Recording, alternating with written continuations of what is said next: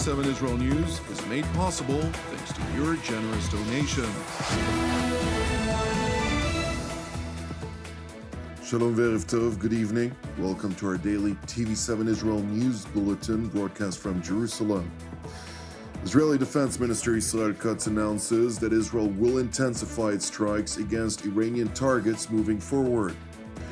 President Donald Trump announces Operation Epic Fury is expected to last for yet another 4 to 6 weeks. And U.S. Presidential Envoy Steve Witkoff confirms a 15-point action list was relayed to the Iranians as part of talks for an end to hostilities. The Islamic Republic of Iran and its proxy in Lebanon, Hezbollah, are deliberately and indiscriminately launching ballistic missiles, rockets, and other types of munitions towards densely populated civilian neighborhoods throughout Israel, constituting unambiguous and repeated war crimes under the law of international warfare and international humanitarian law. Consequently, the top leadership in Jerusalem has decided to take another step upwards on the so-called escalation dominance ladder. Prime Minister Benjamin Netanyahu and I warned the Iranian terror regime to stop the missile fire directed at Israel's civilian population. Despite the warnings, the firing has continued, and therefore IDF strikes in Iran will escalate and expand to additional targets and areas that assist the regime in building and operating weapons used against Israeli civilians. They will pay heavy and increasing prices for this war crime. In contrast to the terrorist Ayatollah regime in Iran, Israel continues to exclusively strike at military targets throughout the country. לאורך היום, המשטר האיראני וחיזבאללה המשיכו לירות לעבר מדינת ישראל. Throughout the day, the Iranian regime and Hezbollah continue to fire at the state of Israel. Unfortunately, as a result of the shooting at Nahariya, an Israeli citizen was murdered and additional civilians were injured. We are fighting on several fronts against enemies who are constantly trying to harm us. We have dismantled many of their capabilities, but the threat and danger have not yet been removed. After the 24 hours we have spent, it is important for me to say, I know that entering protected areas time after time is difficult and tiring, especially for a long period of time. Every minute you spend in a protected area under threat is not in vain. This is a necessary campaign aimed at removing the threats to Israel over time. We are systematically harming our enemies, dismantling their capabilities, and we will continue to dismantle them. In Iran, we continue to harm all of the regime systems. This week, we deepened the damage to Iran's weapons manufacturing industries. When we talk about hitting industries, we are talking about the factories and sites that produce missiles, drones, and defense systems. So far, we have attacked over 1,000 defense industry targets across Iran. We are hitting all components of the weapons. We will also reach the subcontractors. In the coming days, we will deepen the achievement and keep this threat at bay for a long time. General Defrin continued by stressing that the IDF continues to hunt down the leadership of the regime unceasingly.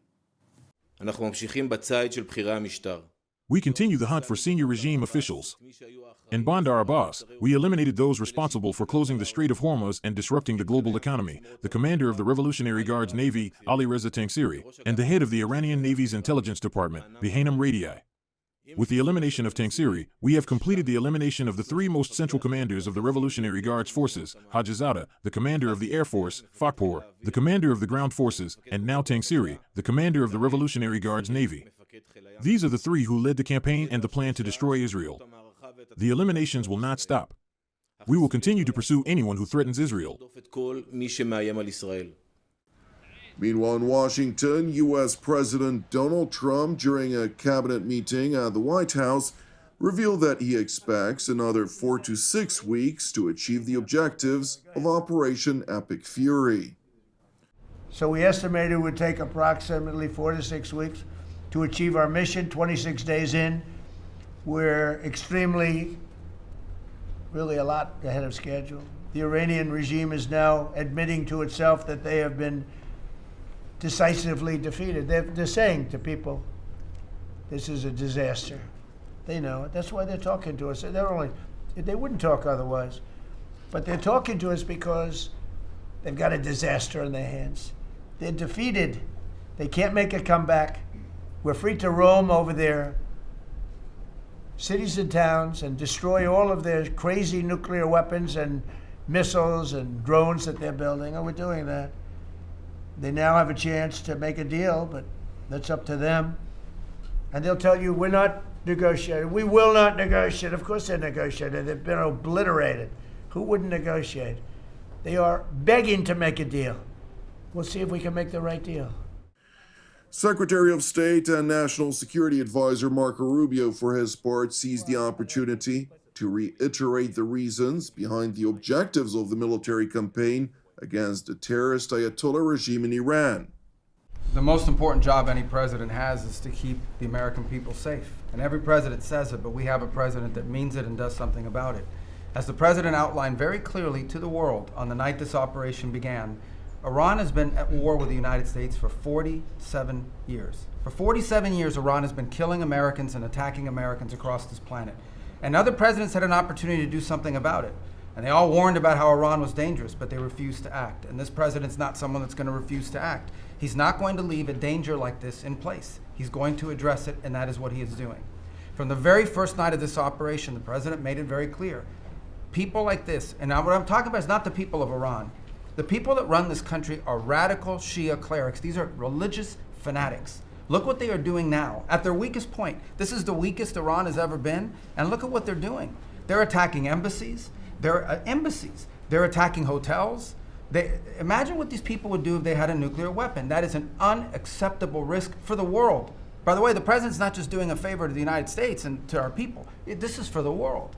He defined very clearly on the first night of this operation what the goal was. We were going to destroy Iran's navy, and that is happening. We were going to, if it hasn't already happened, I'll let Pete speak to the specifics of it. We were going to destroy their missile launching capabilities. We're well on our way to achieving that goal. We were going to destroy the factory so they couldn't make more missiles and more drones, and that is moving forward. Every single objective the president clearly laid out on the first night of this operation is being effectuated. Again, Pete will speak to the specifics of it. This has been an incredibly successful operation.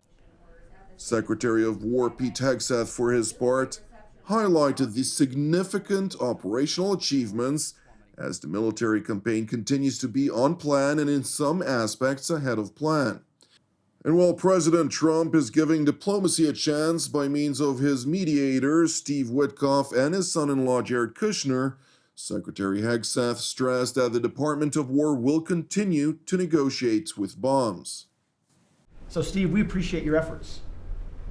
We pray for a deal and we welcome a deal, and we have the ultimate deal maker to make it happen.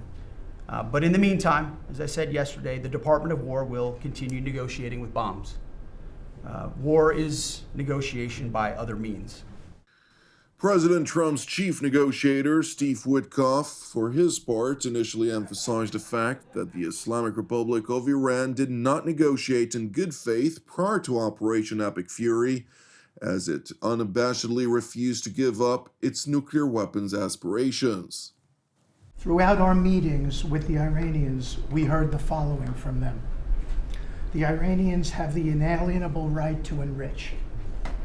Then we heard they possessed enough 60% enriched material, 460 kilograms, to make 11 atomic bombs. Finally, we heard the following statement.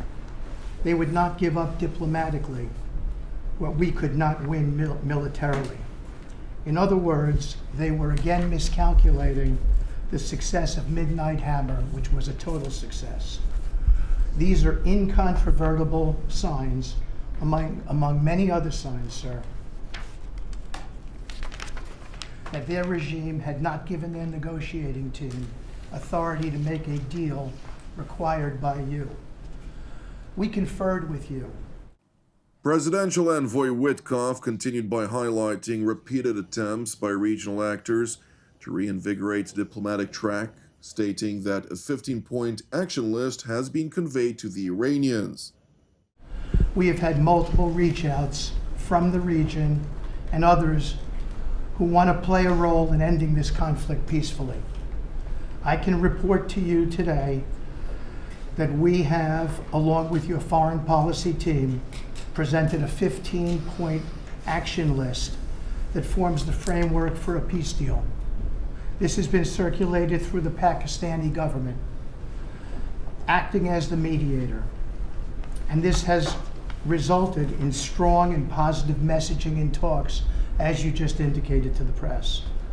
But these are sensitive diplomatic discussions, and you have directed us to maintain confidentiality on the specific terms and not negotiate through the news media as others do.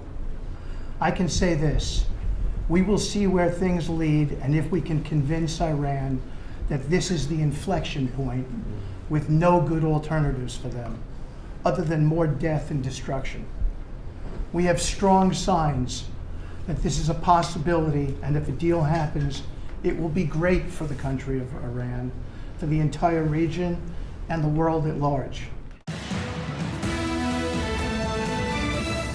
Thank you for watching TV7 Israel News, which is made possible by the generosity of our viewers. If you'd like to help support TV7 Israel, which is exclusively donation-based, you can do so via our website at www.tv7israelnews.com. Please keep praying for the U.S. and Israeli service members currently on the front lines engaging the terrorist regime in Iran. Pray also for the peace of Jerusalem and redemption of Israel.